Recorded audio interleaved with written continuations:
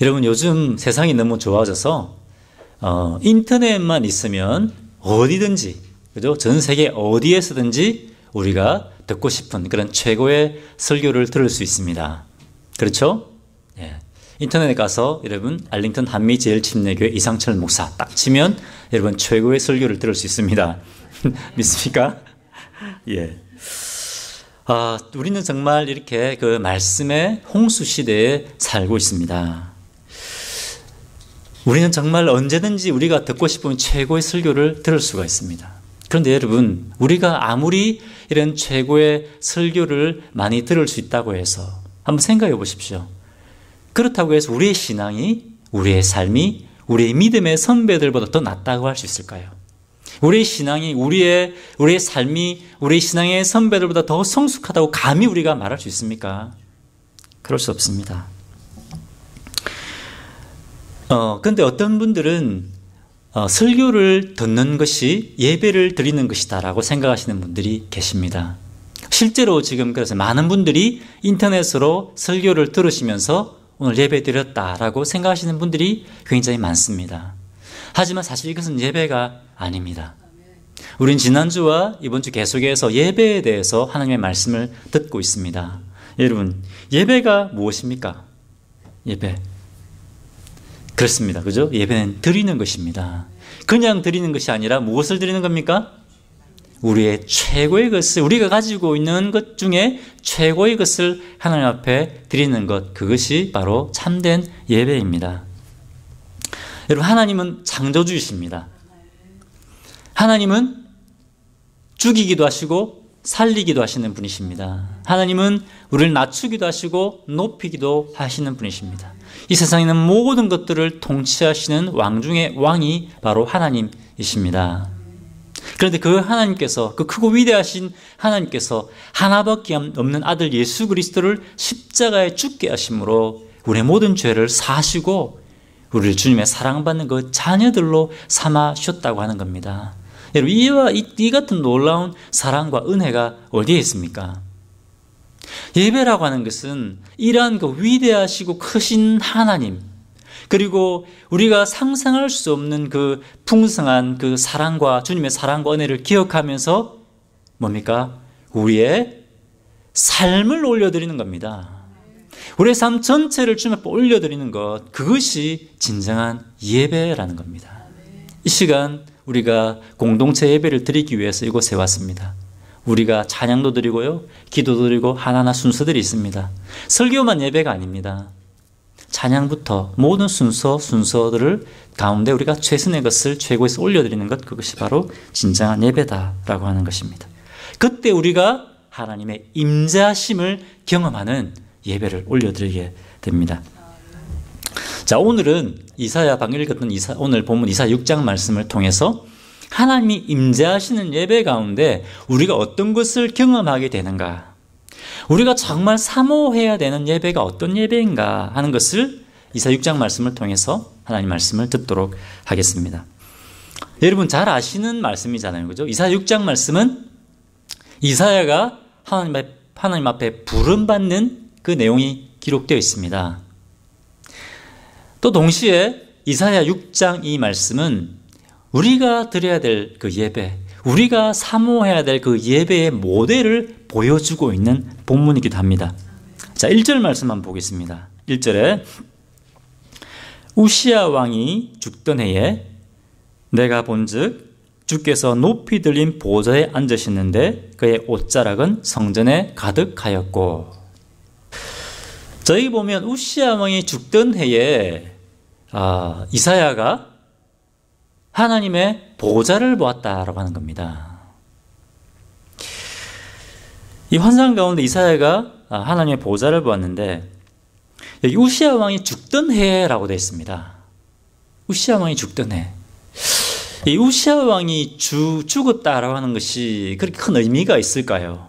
왜 우시야 왕이 죽던 해라는 이 말씀이 있을까요?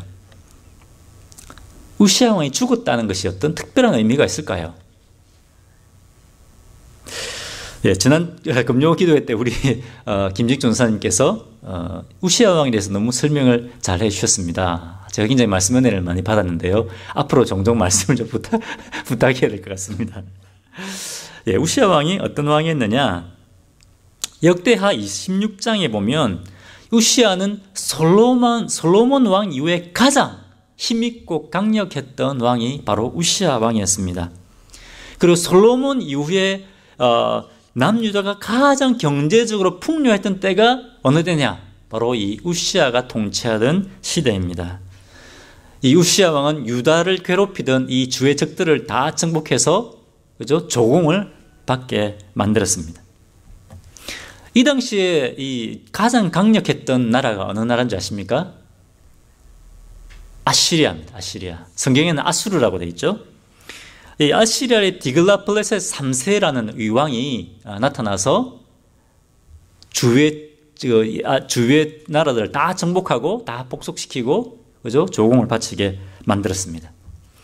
그런데 이렇게 강력한 이 아수르 왕이 정복하지 못했던, 도저히 넘보지 못했던 왕이 있었는데 누구냐?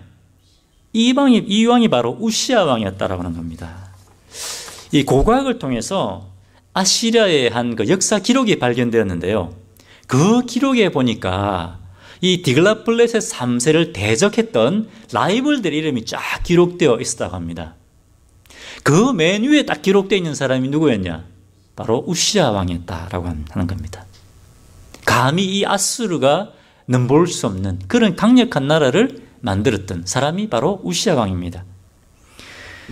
그런데 역대하 26장 4절에서 5절에 보면 우시야가 하나님 앞에 정직하게 행하고 그리고 하나님을 찾는 동안에 하나님께서 우시야를 강하게 하셨다. 하나님께 형통하게 하셨다라고 말씀하고 있습니다. 자, 그럼 누가 이 우시야 왕을 강하고 형통하게 하셨다는 겁니까? 하나님께서 우시야에게 복 주시고 강하게 하셨다라는 겁니다. 그런데 여러분 어떻습니까? 우리가 막 계속 성공하면 교만해지잖아요. 이 우시야 왕이 교만해지고 또 유다 백성들이 풍요로우니까 교만해진 겁니다. 그래서 어떻게 됐느냐? 자기 힘으로 이렇게 된 것처럼 영적인 교만에 빠지고 맙니다. 그래서 역대하 26장 16절에 보면 이 우시야 왕이 제사장들만 성소에 들어갈 수 있지 않습니까? 근데 이 우시야 왕이 성소에 들어가서 하나님 앞에 분향을 하려고 합니다. 이 제사장들만 분향할 수 있는데 이 우시야 왕이 들어가서 자기가 분향을 하려고 합니다. 그것을 보고 이 80명의 제사장들이 성소로 따라 들어갑니다. 왕이시여, 그러면 안 됩니다. 막 말렸습니다. 그러니까 이 왕이 아니 이것들이 뭔데 감히 나를 막느냐 화를 낸 겁니다. 그때 어떤 일이 일어났습니까? 바로 그때 이 우시야 왕에게 문둥병이, 그죠? 나병이죠. 나병이 확 들었습니다. 하나님께서 나병으로 이 우시야 왕을 쳐버렸습니다. 이 나병은 저주받은 병입니다. 성전에 있을 수가 없습니다. 바로 쫓겨나고 왕의 자리에서 쫓겨나서 결국 이 우시야 왕은 죽고 맙니다. 여러분, 이 유다를 지켜주던 강력한 우시야 왕이 이제 죽어버렸습니다. 그것도 영적인 교만함으로, 하나님 앞에 영적인 교만함으로 죽어버렸습니다.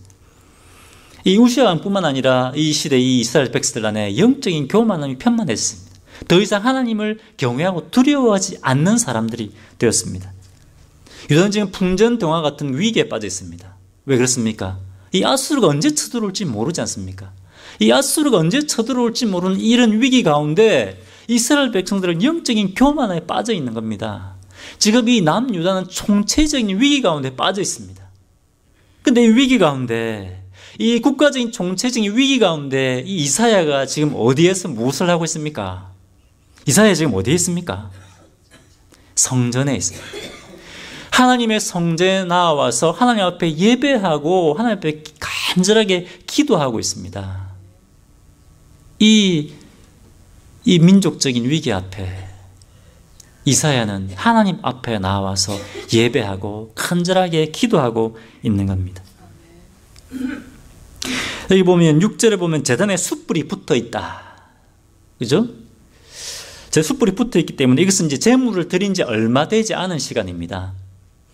성전에서 제물을 드리고 나면 제사장이 나와서 향로에다가 그 제단에 숯불을 담아서 성소로 가지고 들어갑니다. 그래서 거기서 뭘 하죠? 하나님 앞에 분향하는 겁니다.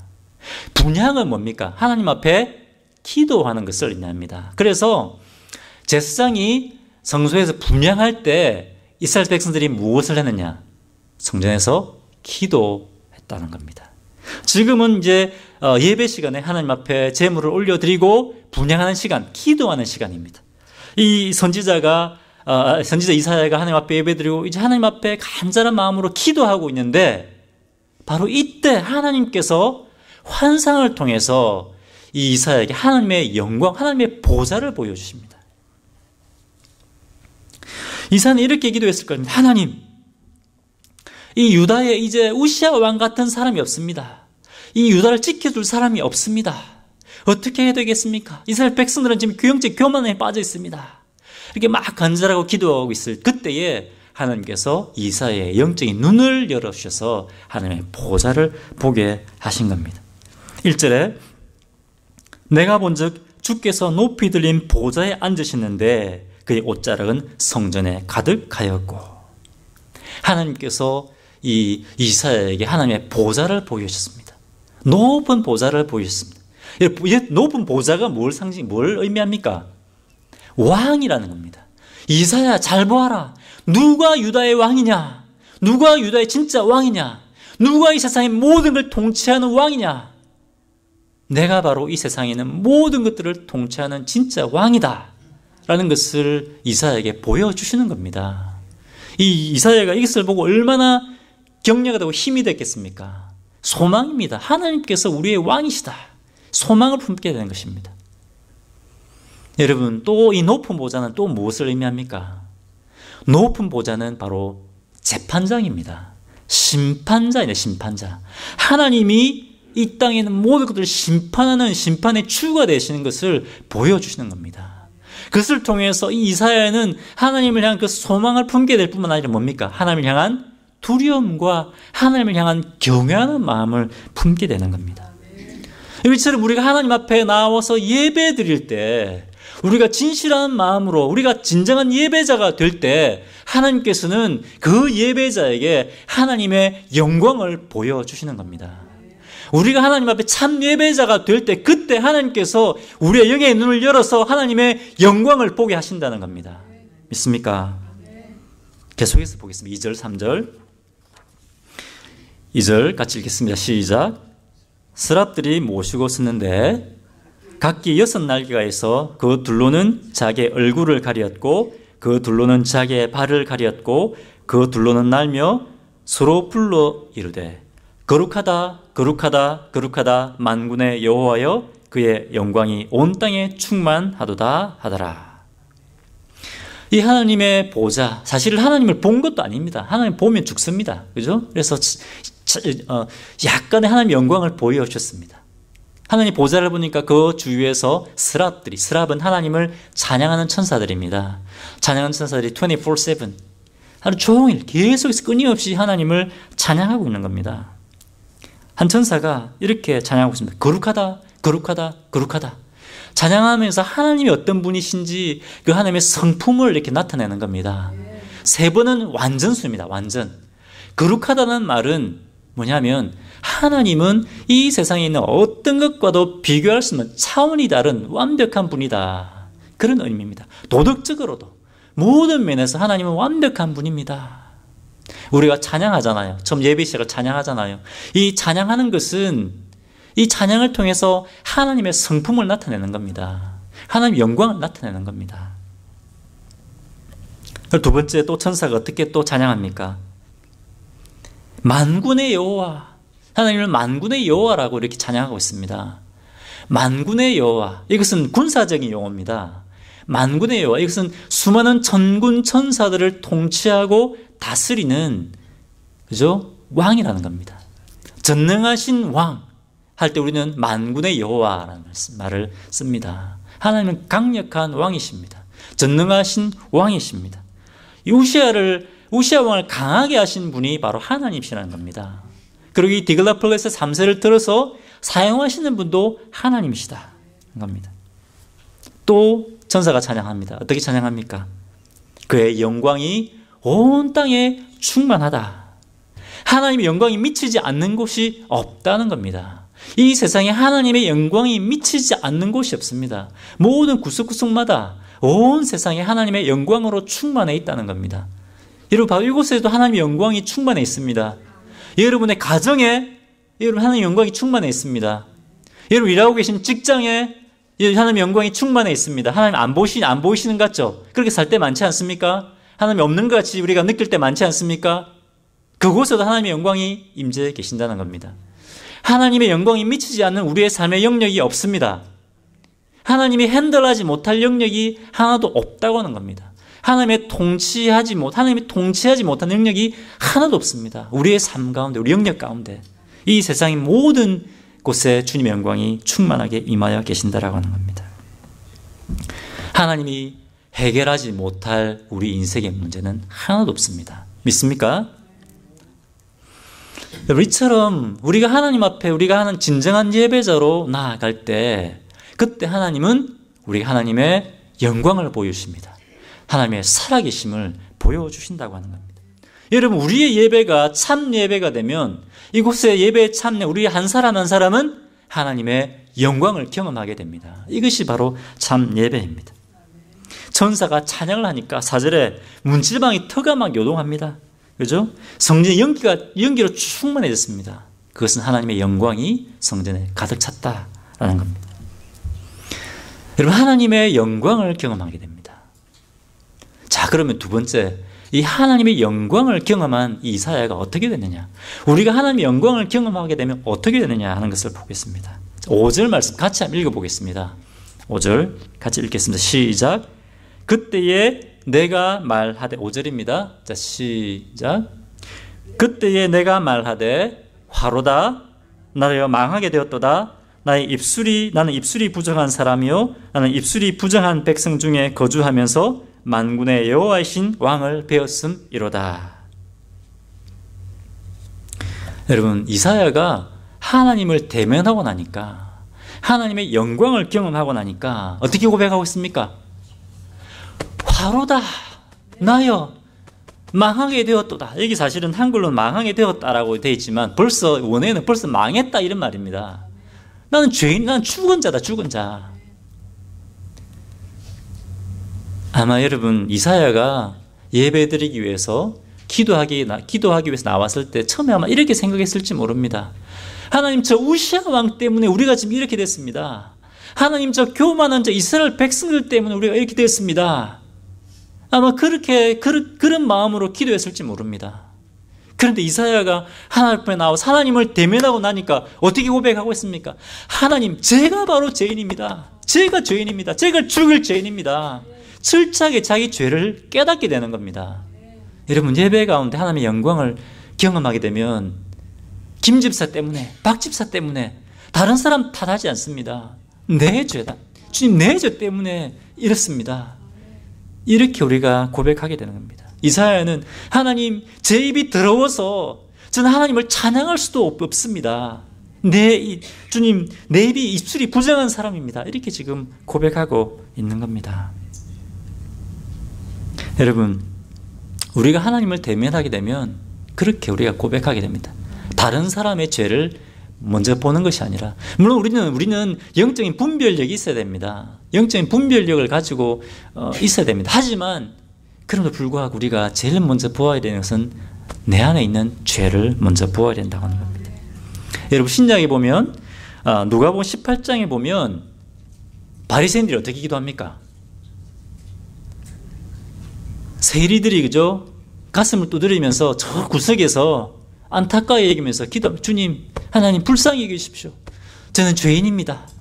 이렇게 기도할 때 바리새인들은 사람들이 다 보이는 데 가서 서서 하늘을 향하여 어떻게 기도합니까? 하나님, 감사합니다. 저는 저 세리 같은 죄인이 아닌 것을 인하여 감사합니다. 바리새인들이 이렇게 기도했습니다. 바리새인이 철저하게 금식하고, 그죠? 구제하고 철저히 예배에 참석하는 그런 사람들이었습니다. 이 사람들은 예배 가운데 아무리 예배를 많이 드려도 그 예배 가운데 하나님의 영광을 경험하지 못했습니다. 하나님 영광을 경험하는 사람이었더라면 먼저 가슴을 두드리고 하나님 제가 죄인입니다. 이렇게 기도해야 되는 겁니다. 여러분 우리가 요즘 얼마나 인터넷이나 이런 걸 보면서 그죠? 대형교회 요즘 문제 뭐 세습이라든지 그런 것들을 보면서 욕을 얼마나 많이 합니까? 대형교회 목사님들 얼마나 욕을 많이 합니까? 그렇지 않습니까, 여러분? 저 목사들 때문에 한국교회가 욕먹는다. 저 목사들 때문에 예수님이 욕먹는다. 여러분 쉽게 우리가 그렇게 손가락질을 하지 않습니까? 우리가 참 예배자라면 우리가 사람들을 지적하기 전에 먼저 내 죄를 하나님 앞에 내어놓고 고백해야 되는 겁니다.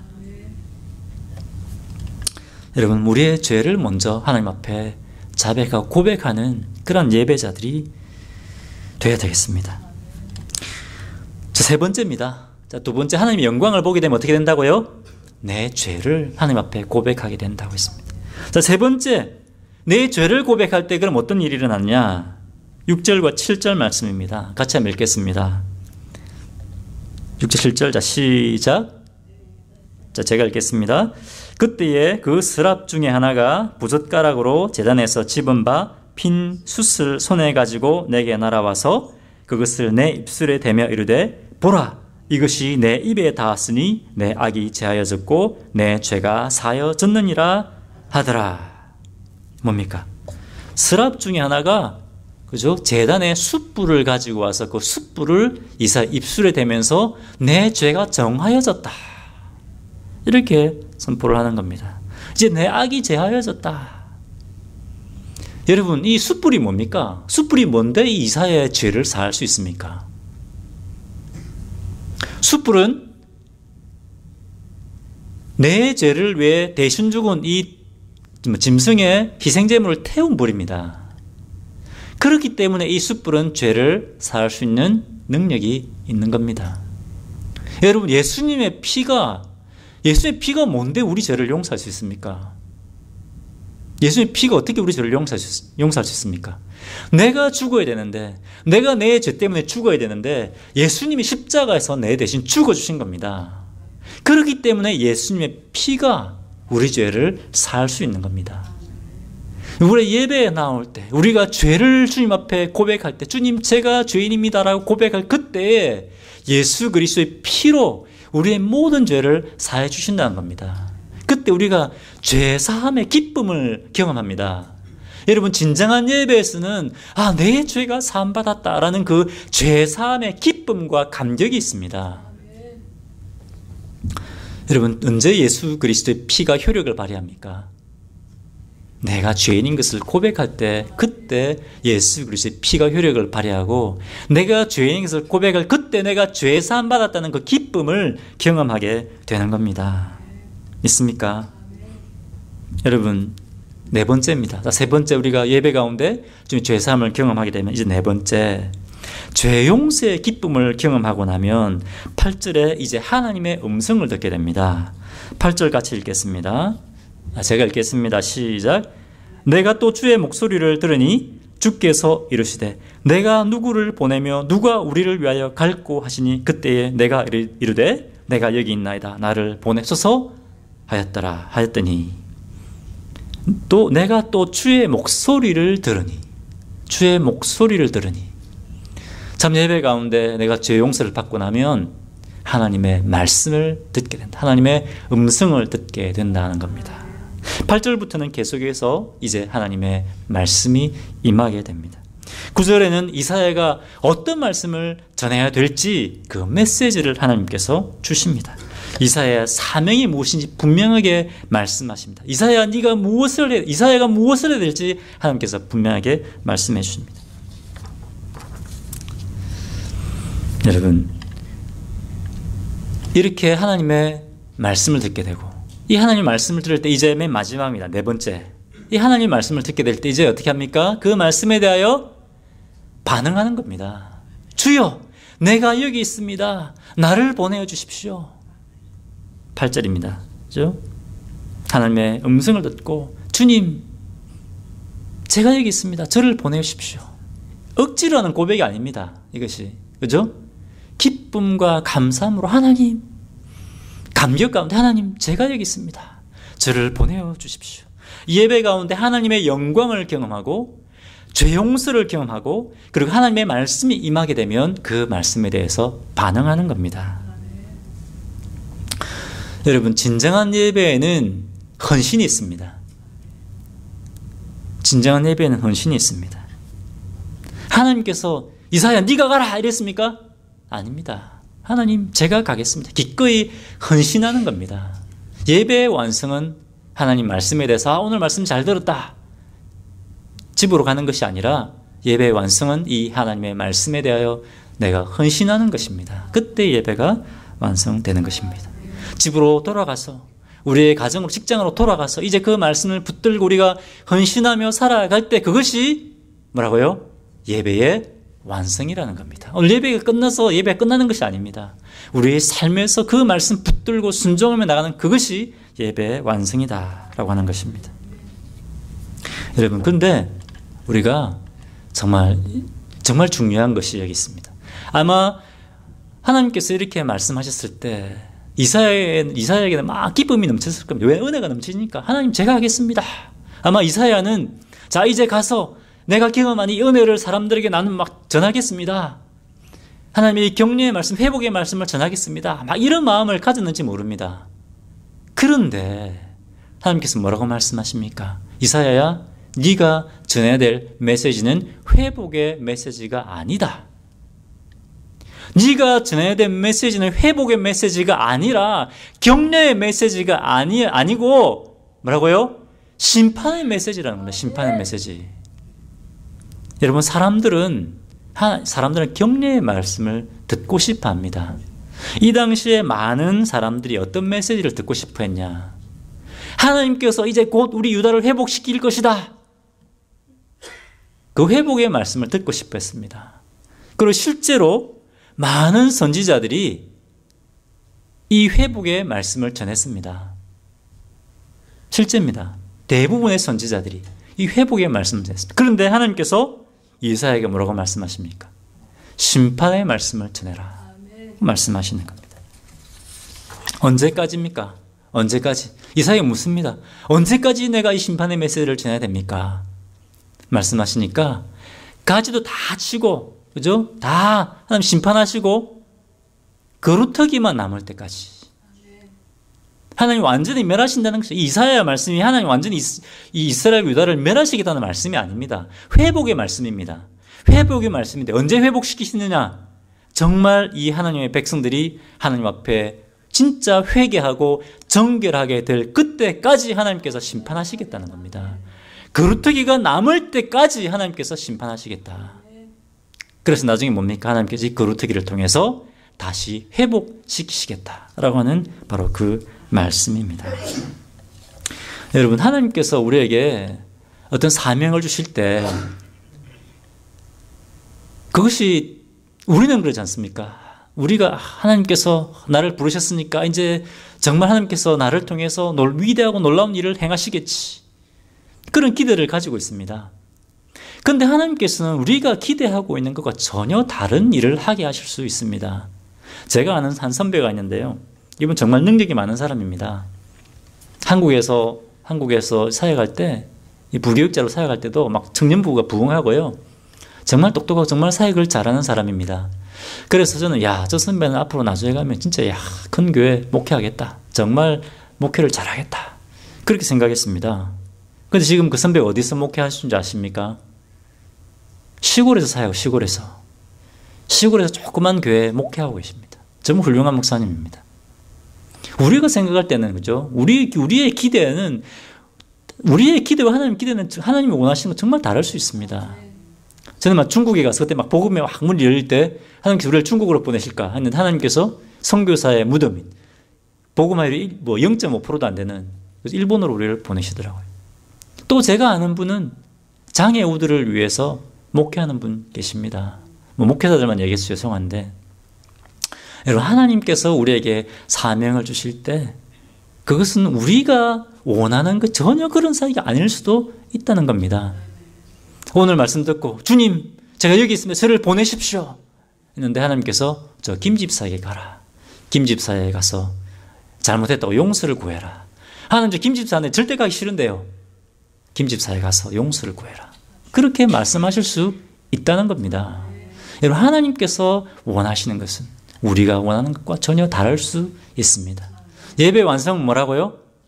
하나님께서 말씀하신 것을 붙들고 우리가 헌신하고 순종할 때 그때 예배 완성이라고 하는 겁니다. 여러분, 오늘 예배가 끝나고 사람들이 아무도 보지도 않는, 사람들이 알아주지 않는 어떤 그런 섬김, 봉사를 하라고 말씀하실 수 있습니다. 누구에게 찾아가서 용서를 구하라고 말씀하실 수도 있습니다. 그 말씀에 순종하십시오. 그것이 진정한 온전한 예배다라고 하는 것입니다.